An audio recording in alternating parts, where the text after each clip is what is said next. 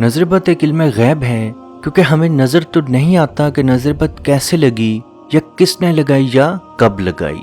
हो सकता है वो बंदा हमें देख रहा हो तब हमें नज़र बद लग जाए, या किसी से हमारा जिक्र करते हुए उसके दिमाग में उसके दिल में हसद आ जाए और वो हसद नज़र बद बन के हमें लग जाए। या वैसे ही वो घर बैठे हुए हमारे बारे में कोई सोच रहा हो और सोचते हुए ये कहे, यार उसके पास इतना कुछ है, काश ये सब कुछ मेरा हो जाए। तो अजीज दोस्तों, उस जगह पे उस वक्त भी नजर बद लग सकती है। यानी कि नजर बद हमें कभी भी कहीं भी कैसे भी लग सकती है। हदीस में आता है कि नबी करीम सल्लल्लाहु अलैहि वसल्लम इंसानी और जिन्नाती दोनों नजर बद से पनाह तलब करते थे। इसका मतलब इंसान के साथ साथ जिन्नात भी हमें नजर बद लगा सकते हैं। और अगर हम दुआ मांगते रहें, यानी कि अल्लाह से हम नजर बद से बचाव की दुआ मांगते रहें, तो हम नजर बद से महफूज भी रह सकते हैं। क्योंकि सूरह अल कलम आयत नंबर 51 यानी कि आयत नंबर 51 में अल्लाह पाक ने इस चीज़ का इशारा फरमाया कि जब तक अल्लाह ना चाहे किसी भी इंसान पर किसी भी चीज़ की नजर बद नहीं लग सकती। अब हमें कैसे पता चलेगा जो हम पे नजर बद लगी है वो जिन्नाती है या इंसानी, या एक से ज़्यादा जिन्नात की है या एक से ज़्यादा इंसान की है? तो अजीज दोस्तों, आज की इस वीडियो में हम लोग जिन्नाती और इंसानी नजर बद के सिम्टम्स बताएंगे। पहले हम जिन्नाती नजर बद के सिम्टम्स और उसके बाद हम इंसानी नजर बद के सिम्टम्स बताएंगे। बाज़ दफ़ा जिन्नाती नजर बद की अलामतें या निशानियाँ या असरात बिल्कुल असेबी असरात या जिन्नाती असरात जैसे हो सकते हैं, और इंसान की निस्बत जिन्नात की नजर बद हमें ज़्यादा लगती है। और जिन्नात की नजर बद हमें सबसे ज़्यादा तब लगती है जब हम बगैर कपड़ों के होते हैं, क्योंकि नबी पाक सल्लल्लाहु अलैहि वसल्लम का फरमान है, बैतुल हला के अंदर जिन्नात मौजूद हैं। या अगर हम आसान अल्फाज में बोलें कि वो हर वाशरूम जिसमें टॉयलेट सीट मौजूद हो, उस वाशरूम में जिन्नात मौजूद होंगे। और यह हम नहीं कह रहे, यह अल्लाह के रसूल सल्लल्लाहु अलैहि वसल्लम का फरमान है। जब भी हम लोग बैतुल हला में या वाशरूम के अंदर जाएं और जब भी हम अपने कपड़े उतारें तो जिन्नात वहाँ पे मौजूद होते हैं और हमें देखते हैं। और बाज़ दफ़ा हमें देखते हुए उनके दिल में हसद पैदा होता है और नजर बद लग जाती है। इसलिए नबी पाक सल्लल्लाहु अलैहि वसल्लम ने बैतुल हला के अंदर जाने की दुआ सिखाई। यानी कि जब भी आप वाशरूम के अंदर जिसके अंदर टॉयलेट सीट मौजूद हो, जब भी उस वाशरूम के अंदर दाखिल होने लगें तो दाखिल होने से पहले आऊज़ बिल्लाह और बिस्मिल्लाह पढ़ने के बाद अल्लाहुम्मा इन्नी आऊज़ बिका मिनल खुब्सी वल हबाइसी, ये दुआ पढ़ने के बाद यानी कि ए अल्लाह, मैं शैतान जिन्नात से तेरी पनाह में आता हूँ, हाँ वो नर हो या मादा। इस दुआ को पढ़ने के बाद बाएं पाँव के साथ वाशरूम में दाखिल हों। उसके बाद जब आप वाशरूम से बाहर निकलें तो दायां पाँव वाशरूम के बाहर रख के गुफराना का पढ़ दें। जिन्नाती नजर बद की क्या अलामात, क्या निशानियां और क्या सिम्टम्स हैं? तो चेहरे पे अचानक से चेहरे पे सुर्ख या काले रंग के निशान या दाने आ जाना, जिस्म पे नीले रंग के चोट के निशानात आ जाना जबकि आपको चोट ना लगी हो, कमर के निचले हिस्से में शदीद दर्द का एहसास होना और कमर के निचले हिस्से में हद से ज़्यादा पसीना आना, कंधों पे वज़न, कंधों पे बोझ, कंधों पे बहुत ज़्यादा थकावट महसूस होना, अचानक से चक्कर आ जाना और आंखों के आगे अचानक से आंखों के आगे अंधेरा आ जाना, अचानक से जिस्म का मोटा होना शुरू हो जाना, या अचानक से जिस्म का बहुत ज़्यादा हद से ज़्यादा कमज़ोर होना शुरू हो जाना, दिल डूबने की कैफियत महसूस करना, नमाज ज़िक्र कुरान से कराहत महसूस करना, जिस्म पे हारिश, हद से ज़्यादा जिस्म पे हारिश का एहसास होना, यानी कि आप नहाए भी हों, बिल्कुल साफ़ सुथरे भी हों, लेकिन उसके बावजूद भी आपके जिस्म पे बहुत ज़्यादा हारिश हो। अजीज़ दोस्तों, याद रखें, जब भी हम नजर बद की निशानियों की बात करते हैं तो उसमें एक वर्ड अचानक का ज़रूर इस्तेमाल हम करते हैं। यानी कि जब भी हम नजर बद के सिम्टम्स की बात करें तो उसमें मेडिकल साइंस या मेडिसिन शामिल हैं।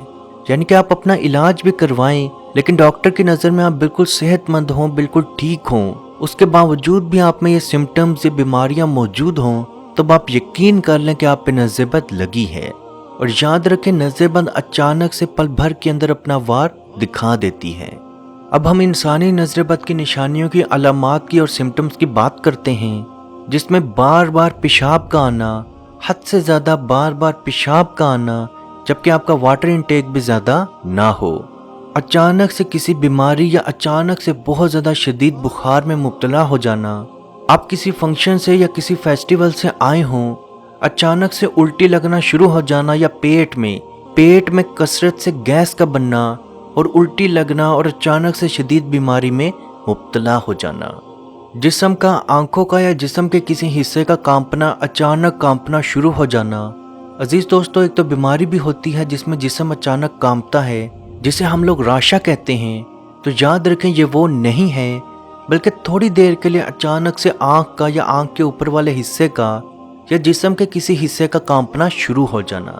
بالوں کا گرنا، اچانک سے حد سے زیادہ بالوں کا گرنا شروع ہو جانا، جبکہ آئلنگ اور میڈیکل ٹریٹمنٹ کے باوجود بھی آپ کا ہیئر فال نہ رکنا، انسان کا نیچر، اچانک سے انسان کا نیچر تبدیل ہو جانا، پل بھر کے اندر آپ کا نیچر اچانک سے تبدیل ہو جانا، پہلے بالکل خوش ہوں، اچانک سے غصہ آ جائے، اچانک سے ہر کسی سے لڑائی شروع کر دیں، آنکھوں کے نیچے، اچانک سے آنکھوں کے نیچے بہت زیادہ حلقے آ جانا، کاروبار کا، منصب کا، عہدے کا ایک دم سے آپ سے چھن جانا، بچوں کا اچانک سے بیمار ہونا یا بہت زیادہ شدید رونا شروع ہو جانا، جبکہ ان کی ڈائٹ بھی بالکل ٹھیک ہو یا ان کو کوئی بھی بیماری نہ ہو۔ بچوں کو اگر جناتی نظر بد کا بھی اثر ہو تب بھی ان کے اندر یہی نشانیاں پائی جاتی ہیں۔ ہمارے بہت سارے بہن بھائی یہ کہتے ہیں کہ یہ تو ایک میڈیکل ایشو ہے، یا ہمیں فلاں بیماری کے اندر یا بی پی کی بیماری کے اندر یا ہائی بلڈ پریشر کے اندر یہ بیماری نظر آتی ہے، یا کمزوری کی وجہ سے یہ سمٹمز ہمیں نظر آ سکتے ہیں، تو یاد رکھیں یہ نظر بد کے سمٹمز ہیں، اور نظر بد کے سمٹمز اچانک سے شروع ہوتے ہیں، کیونکہ میرے نبی صلی اللہ علیہ وآلہ وسلم کا فرمان ہے، اللہ کی قضاء و تقدیر کے بعد سب سے زیادہ اموات میری امت میں نظر بد سے ہوں گی، اور نظر بد ایک تندرست انسان کو قبر تک اور ایک تندرست اونٹ کو ہانڈی تک پہنچا دیتی ہے۔ تو عزیز دوستو، اس ویڈیو کو ضرور شیئر کریں تاکہ علم آگے سے آگے جا سکے۔ اللہ پاک سے دعا ہے کہ ہم سب کو اپنے حفظ و ایمان میں رکھے اور کشمیر کے بھائیوں پہ خصوصی رحم عطا فرمائے اور ان کو آزادی کی نعمت عطا فرمائے، آمین۔ اللہ حافظ۔ یا رسول اللہ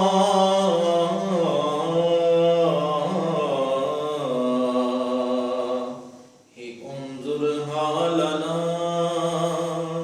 یا حبیب اللہ اسمع قالنا، اننی فی بحر غم مغرق حز یدی سہل لنا اشقالنا۔ اے مالک و مولا کریم آقا صلی اللہ تعالی علیہ وسلم کے توسل کے ساتھ، اے مالک ہمارے اٹھے ہوئے ان گندے ہاتھوں کی طرف نہ دیکھ، مالک اپنا رحم اور اپنا کرم فرما، مقبوضہ کشمیر کے مسلمانوں کو آزادی کی نعمت سے مالا مال فرما۔ اے اللہ، اس حال کے اندر جب کہ ان پر ظلم و ستم ہو رہے ہیں، اس قدر ان پر مصائب اور علام ہیں، اے مالک و مولا اس ماہ مقدس کی مقدس گھڑیوں کا صدقہ، اے اللہ کشمیر کے مسلمانوں کو آزادی کی نعمت سے مالا مال فرما۔